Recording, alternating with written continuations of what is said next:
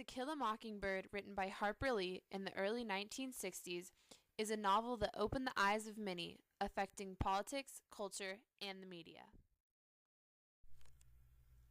The story was written during the time of movements such as the African American Civil Rights Movement and the national fight over desegregation in schools. For the white people, it gave them outlook to contemplate race in a non-divisive way. For some African Americans, it was a story of familiar circumstances of unfair abuse, but also a story of hope. The lady pictured here is Mary McDonough Murphy. She was so inspired by Lee's writings that she wrote her own book called Scout, Atticus, and Boo, and filmed a documentary called Hey Boo, based on interviews about To Kill a Mockingbird and Harper Lee. I think it is our national novel. If there was a national novel award, this would be it for the United States. I think it's a favorite book of almost everybody you meet. It was the first time in my life that a book had sort of captured me. That was exciting. I didn't realize that literature could do that. I read a tattered copy in my house in Jamaica, Queens. It was the first time I read a book by a white writer that really discussed the issues of racism in any way that was complicated and sophisticated. The media had an overwhelming response to Harper Lee's To Kill a Mockingbird. Nearly 2 years after the novel came out, the Academy Award-winning film was produced. The movie was able to reach out and inspire even more people through the strength pursued by the characters.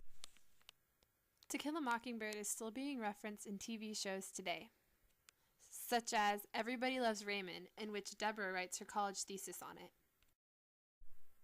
There is also an episode of Frasier which is titled To Kill a Mockingbird.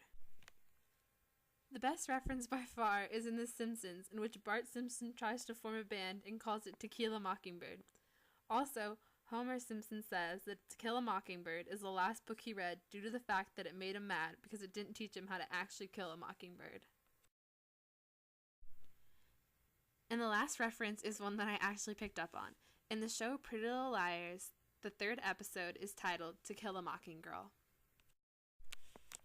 Also, there is a place in the show called Radley Sanitarium. This building is a direct reference to the Radley's house in To Kill a Mockingbird. Radley's Sanitarium houses many mentally unstable patients.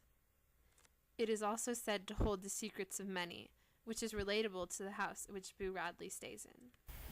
Dill, what are you doing here? My Lord, Stephanie almost gave me a heart attack. Dill, I don't want you playing around that house over there. There's a maniac lives there, and he's dangerous. See? I was just trying to warn him about Boo. He wouldn't believe me. Well, you just better believe him, Mr. Dill Harris. Tell him about the time Boo tried to kill his papa. I was standing in my yard one day when his mama come out yelling, "He's killing us all." Turned out that Boo was sitting in the living room cutting up the paper for his scrapbook, and when his daddy come by, he reached over with his scissors, stabbed him in his leg, pulled him out, and went right on cutting the paper.